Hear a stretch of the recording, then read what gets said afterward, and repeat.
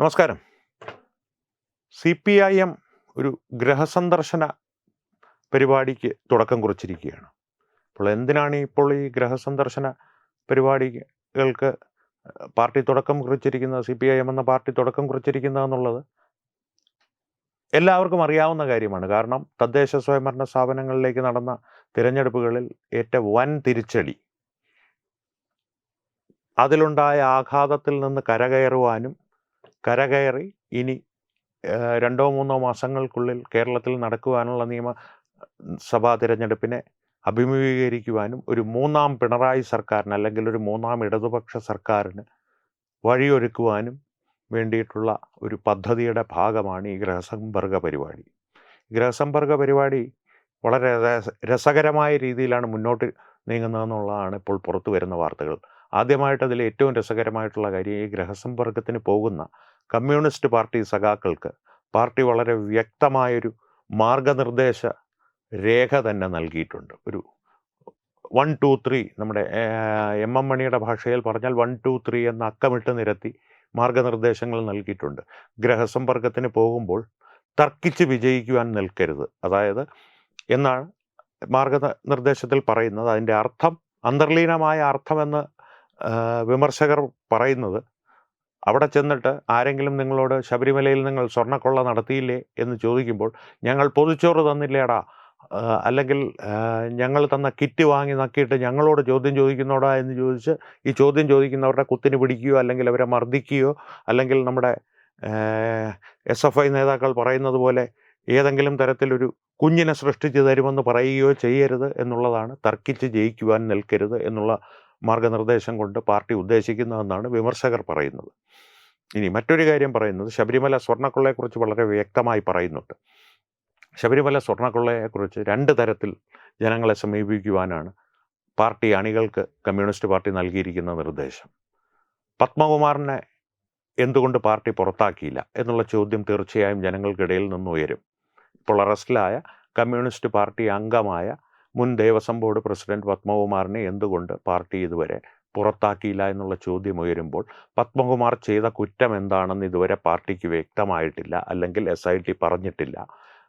ആ വ്യക്തത വരുന്നതിനനുസരിച്ച് പാർട്ടി ശക്തമായ നടപടികൾ തന്നെ പത്മകുമാറിന് നേരെ എടുക്കും. അല്ലെങ്കിൽ പത്മകുമാറിനെ പുറത്താക്കാതിരിക്കുകയോ ചെയ്യും. അത് അവ്യക്തമായി അങ്ങ് വിടുക എന്നുള്ള മാർഗനിർദ്ദേശമാണ് അക്കാര്യത്തിൽ നൽകപ്പെട്ടിരിക്കുന്നത്. ഇനി മറ്റൊരു കാര്യം പറയേണ്ടത്, ഈ തന്ത്രി ഉൾപ്പെടെയുള്ളവർ, കണ്ഠരര് രാജീവരുൾപ്പെടെയുള്ളവർ അറസ്റ്റിലായ സംഭവത്തെ പാർട്ടിക്ക് അനുകൂലമായി എങ്ങനെ മാറ്റാം. രാഷ്ട്രീയക്കാരായാലും തന്ത്രി ആയാലും കണ്ടില്ലേ, ഞങ്ങൾ നിയമത്തിന് മുമ്പിൽ കൊണ്ടുവരും, അതിൽ യാതൊരു ദാക്ഷിണ്യവുമില്ല, ശബരിമല അയ്യപ്പൻ്റെ ഒരു തരി സ്വർണം പോലും നഷ്ടപ്പെടുവാൻ ഞങ്ങൾ അനുവദിക്കില്ല എന്നുള്ള രീതിയിൽ ഇതിനെ തിരിക്കുക, അകംപുറം മറിക്കുക, ഒരു ട്വിസ്റ്റ് കൊണ്ടുവരിക എന്നുള്ളതാണ് മാർഗനിർദ്ദേശത്തിൽ പറയുന്ന മറ്റൊരു കാര്യം. മറ്റൊരു പ്രധാന സംഗതി കൂടി ഈ നിർദ്ദേശങ്ങളിൽ പാർട്ടി അണികൾക്ക് നൽകുന്നുണ്ട്. ഞങ്ങൾ മുസ്ലിങ്ങൾക്കെതിരല്ല, വർഗീയ പാർട്ടികളെയാണ് ഞങ്ങൾ വിമർശിക്കുന്നത് എന്നുള്ളൊരു സന്ദേശം ഇസ്ലാമിക സമൂഹത്തിനിടയിലേക്ക് നൽകുവാൻ പ്രത്യേകം ശ്രദ്ധിക്കുക. അതായത് ഞങ്ങളുടെ കൂടെ നിൽക്കുന്ന അല്ലെങ്കിൽ ഞങ്ങൾക്ക് പിന്തുണ നൽകുന്ന ആളുകൾ, ഇസ്ലാമിക ശക്തികളെ ഞങ്ങൾ വിമർശിക്കുന്നില്ല എന്നുള്ളത് നിങ്ങൾ ശ്രദ്ധിച്ചിട്ടുണ്ടാകുമല്ലോ. കാന്തപുരത്തിനെ ഞങ്ങൾ മതേതരത്വത്തിൻ്റെ കാവലാളാക്കി, SDPIയുമായിട്ട് ഞങ്ങൾക്ക് ഒളിഞ്ഞും തെളിഞ്ഞും പലയിടത്തും ധാരണകളുണ്ട്. എന്നാൽ കോൺഗ്രസിൻ്റെ ഒപ്പം നിൽക്കുന്ന ജമാഅത്ത് ഇസ്ലാമി ഭീകരവാദികളാണ് അല്ലെങ്കിൽ വർഗീയവാദികളാണ് എന്ന് ഞങ്ങൾ പറയുന്നത് ഇസ്ലാമിക സമൂഹത്തിനെ മുഴുവനായി അടച്ചല്ല ആക്ഷേപിക്കുന്നത് എന്ന് ഇസ്ലാമിക സമൂഹത്തിനെ, കേരളത്തിലെ ഇസ്ലാമിക സമൂഹത്തിനെ ബോധ്യപ്പെടുത്തുക എന്നുള്ളതും മാർഗനിർദ്ദേശത്തിൽ വ്യക്തമായി പറയുന്നുണ്ട്. അതായത് ചുരുക്കത്തിൽ പറഞ്ഞാൽ UDFൻ്റെ കൂടെ അല്ലെങ്കിൽ നമ്മുടെ എതിരാളികൾക്കൊപ്പം നിൽക്കുന്ന ISISകാരാണ് ശരിക്കും ഭീകരവാദികൾ. ഞങ്ങളുടെ ഒപ്പം നിൽക്കുന്ന അൽഖ്വയ്ദക്കാർ വളരെ നല്ല ആളുകളാണ് കേട്ടോ, അവരെ ഞങ്ങൾ വിമർശിക്കുന്നില്ല, അത് നിങ്ങൾ കാണുന്നില്ലേ എന്നുള്ളൊരു സന്ദേശം നൽകുക എന്നുള്ളതാണ് ഇവരുദ്ദേശിക്കുന്നത് ഈ മാർഗനിർദ്ദേശം കൊണ്ട്, ഈ പ്രത്യേക മാർഗനിർദ്ദേശം കൊണ്ട് എന്നാണ് ട്രോളന്മാർ പറയുന്നത്. എന്താ ചെയ്യുക അല്ലേ? അപ്പോൾ ഈ ഗൃഹസന്ദർശനം എന്തായാലും തകർത്ത് മുന്നോട്ട് പോയിക്കൊണ്ടിരിക്കുകയാണ്. തകർത്ത് പിടിച്ച് ഈ തിരുവനന്തപുരത്തൊരു പ്രയോഗമുണ്ട്, ആനമയിൽ ഒട്ടകമായി മുന്നോട്ട് പോയിക്കൊണ്ടിരിക്കുകയാണ്. വളരെ ആഡംബരപൂർണമായിട്ട്, വളരെ പകിട്ടോടുകൂടി തന്നെ മുന്നോട്ട് പോയിക്കൊണ്ടിരിക്കുകയാണ്. മറുവശത്ത് നിന്ന് പ്രതിപക്ഷ നേതാവ് വി.ഡി. സതീശൻ ഉൾപ്പെടെയുള്ളവർ ജനത്തിൻ്റെ നികുതി പണം എടുത്താണ് ഇവർ ഈ ഗൃഹസന്ദർശനമൊക്കെ ഒരുക്കുന്നത് അല്ലെങ്കിൽ നടത്തിക്കൊണ്ടിരിക്കുന്നത് എന്നുള്ള ആരോപണം ഉന്നയിക്കുന്നുണ്ട്. പക്ഷേ അതൊന്നും കാര്യമാക്കാതെ CPIMകാർ മുന്നോട്ട് പോയിക്കൊണ്ട് തന്നെ ഇരിക്കുകയാണ്.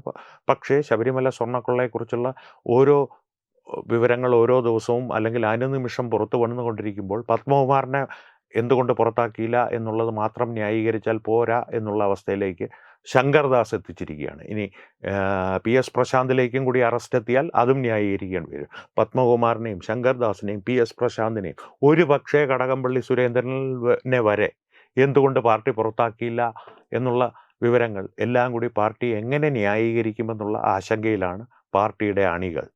പക്ഷെ അത്തരത്തിലൊരു ആശങ്കയ്ക്ക് പ്രസക്തി ഉണ്ടാവില്ല, ഒരു പ്രസക്തിയും ഇല്ല. അത് നിങ്ങൾ വെറുതെ ഭയപ്പെടുന്നതാണ് എന്ന് പാർട്ടി അണികളെ സമാശ്വസിപ്പിക്കുകയാണ് MA ബേബി ഉൾപ്പെടെയുള്ള പഴക്കവും തഴക്കവും സിദ്ധിച്ച നേതാക്കൾ. എന്തായാലും ഗൃഹസന്ദർശനം എന്ത് ഫലം CPIMന് നൽകും, എന്ത് ഫലം അത് കേരളത്തിൽ ഉണ്ടാക്കും എന്നുള്ളത് കാത്തിരുന്ന് കാണാം. നമസ്കാരം.